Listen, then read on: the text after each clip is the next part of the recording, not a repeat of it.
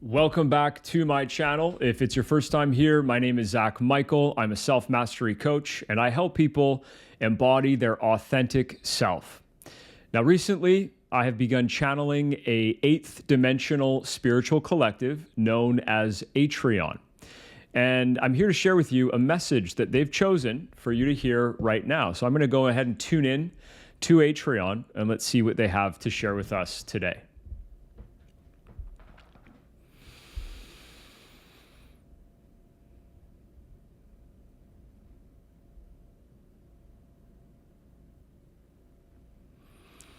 We are here with you in this moment, Zach, and it is our honor to have this platform, this opportunity, this moment right here and now in order to have this ability to share this teaching with your audience on YouTube.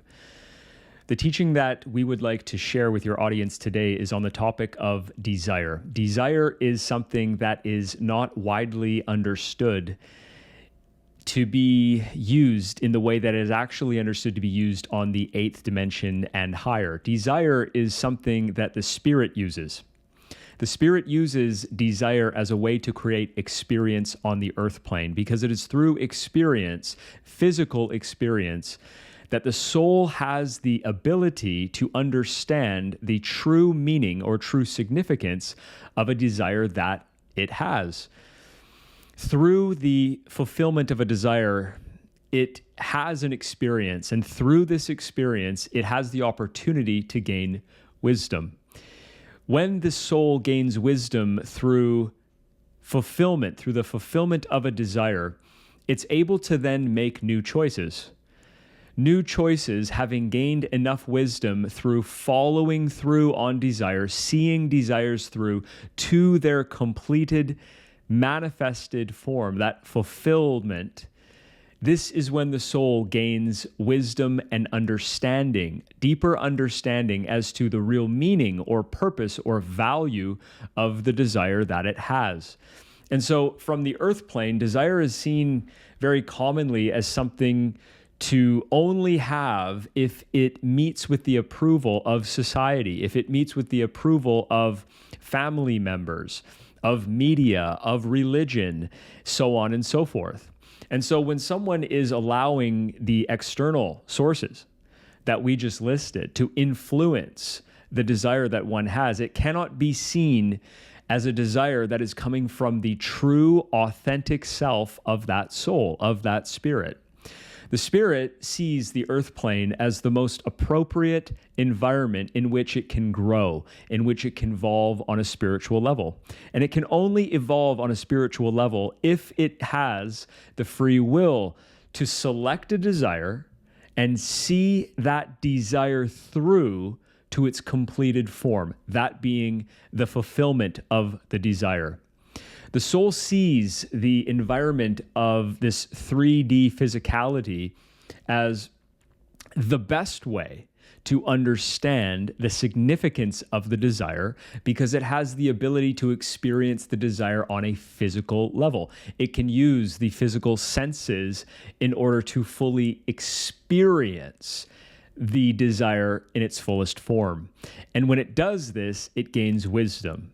Through the gaining of wisdom over time, through incarnations, through desires, through manifesting these desires, it's then able to make new choices, to form new desires. And this is essentially what wisdom is. Wisdom is the accumulation of experience over time.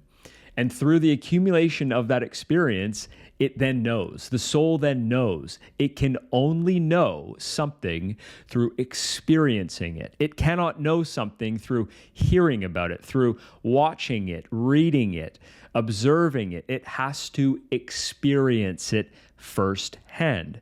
This is what it means to truly know something.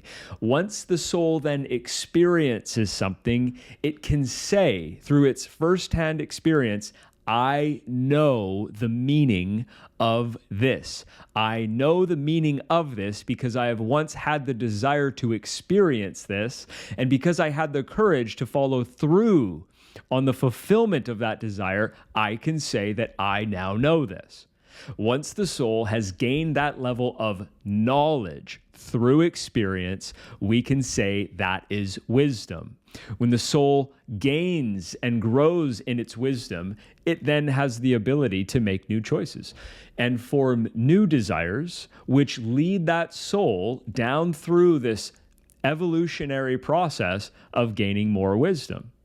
And so what is the overall goal, the end goal of gaining wisdom through the continuous experience of manifesting desires? The overall goal of this is so that the spirit can make its way through desire and fulfillment, desire and fulfillment, desire and fulfillment, to ultimately wind up with the realization that what it truly desires is to know itself as the creator, to come face to face with creator, with God, with itself as the realization of God. When it has gained enough experience through earthly incarnations or incarnations on other planets, it then has enough experience to say, I have followed through on manifesting all of these different desires in all of these different environments, in all of these different ways. I've understood what it means to seek the fulfillment of something, of a desire that doesn't truly fill or nourish my soul. And because I've had the opportunity to use my free will in this way, I now know what it means to not follow the truest sense, the truest desire of my higher self. So I can only know what it means to truly follow the truest essence of my highest self if I have the ability to go astray for a moment and follow through on the desires that will make it clear to me that these desires do not lead me to where my spirit, my higher self, ultimately wants to go. And so these desires, these earthly, you might call them human desires, are not seen from the realm of spirit as mistakes. They're not seen as wrong or shameful or negative or incorrect spiritually. They're seen as highly valuable. They're seen as very important because the earth plane is the plane that includes duality. It includes contrast. On a spiritual perspective, we don't have contrast in the way that you experience there in your physical reality.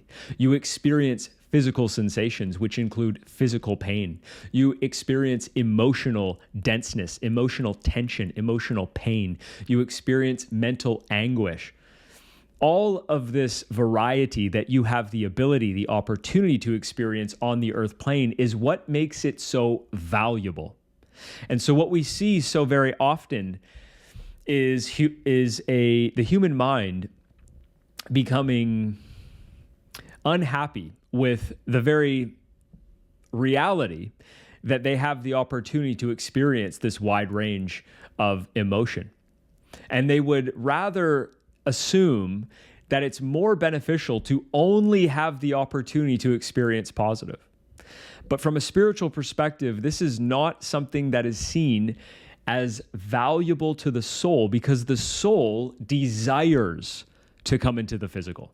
It desires to come into an environment temporarily where it has the ability to experience something that it cannot experience when it is in the non-physical realm. It can only experience the duality. It can only experience the polarity between light and dark, happy and unhappy, beauty and ugly. It can only experience this wide range of possibility in the earth plane. And so the earth plane holding or maintaining, having all of this variety with which the soul gets to experience a wide range of expressions, experiences, joys, unhappiness, depressions. This is the most appropriate environment for the soul to be able to understand the meaning and significance of how it uses its desire. It has to have the ability to use desire in any way that it chooses so that it can understand the consequence of the choice that it makes. That's how you learn. You do not learn effectively, completely, simply through watching another make a choice. You may have somewhat of an understanding through watching another person make a choice as you observe the consequence of that person making that choice. However, you will not fully and completely know what it means to make a choice until and unless you can allow yourself to experience the full sensory event, the full sensory experience of the consequence of your choice. It is only then that you know what it means to make a choice. Over time, you make more choices, you gain and grow in your wisdom, your understanding, and now you can speak, you can teach, you can lead, you can move through life from experience.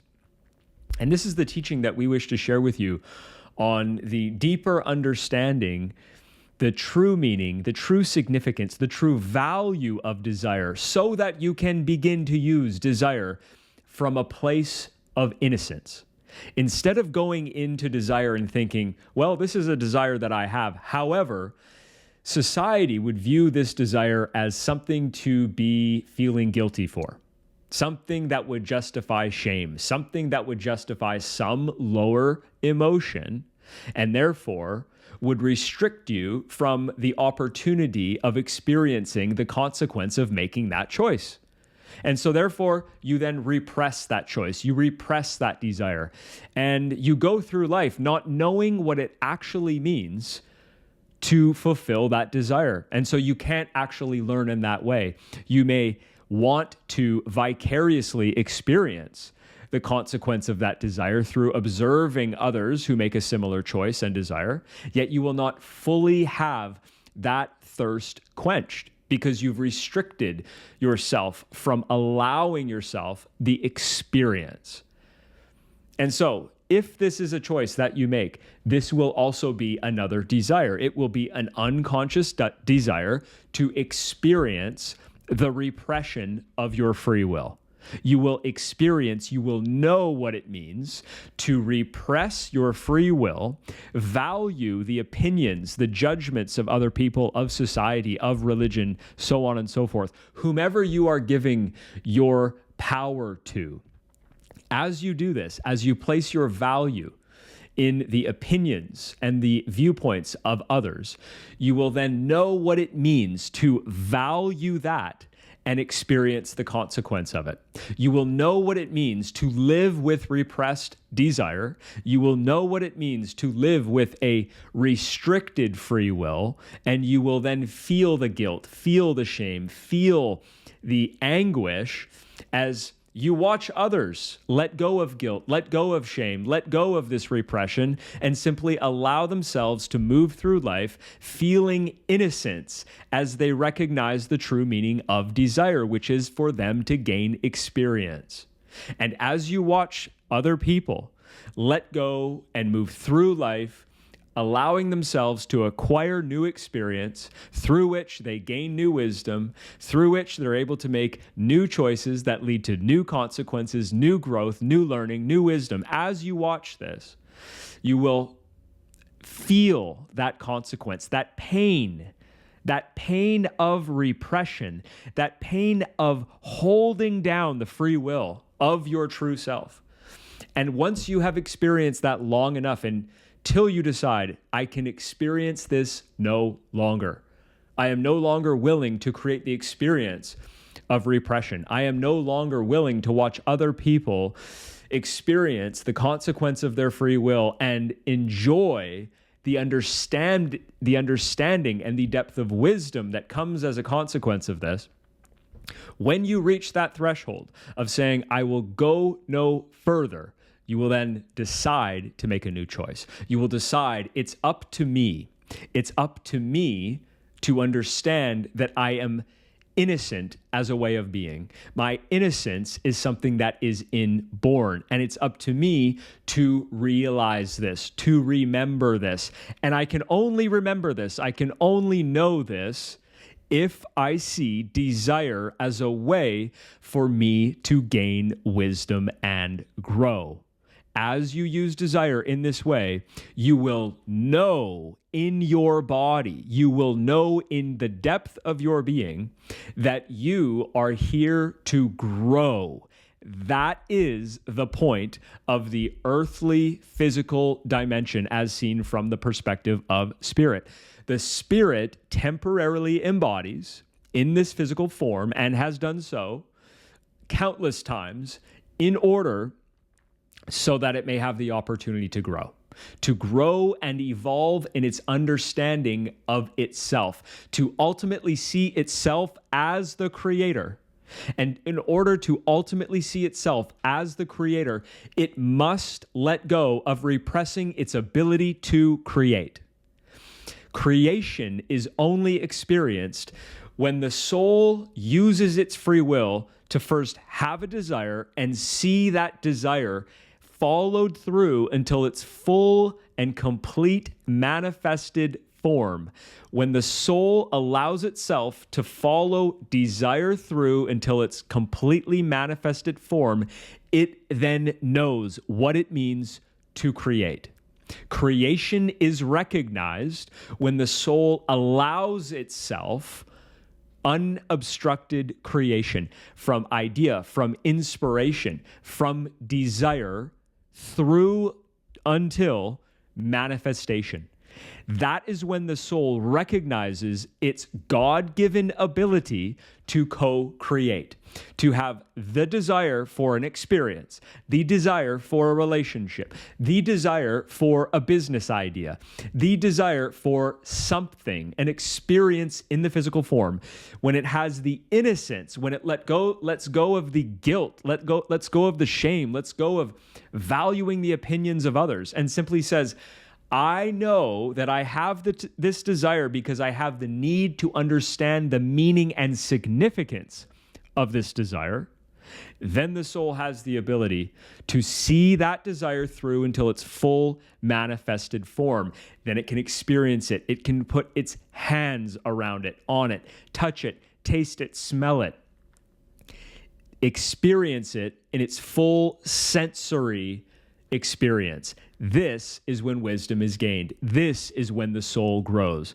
And this is only possible when you truly understand that desire is something to be experienced for your evolution. This is the teaching that we have for you today on the true meaning, the true value, and the true function of desire. It has been our honor to be with you today, and we look forward to our next opportunity to share with you the wisdom of Atrioun. Be well. Thank you for joining us today. I look forward to joining with you here on a new video with Atrioun. Be well.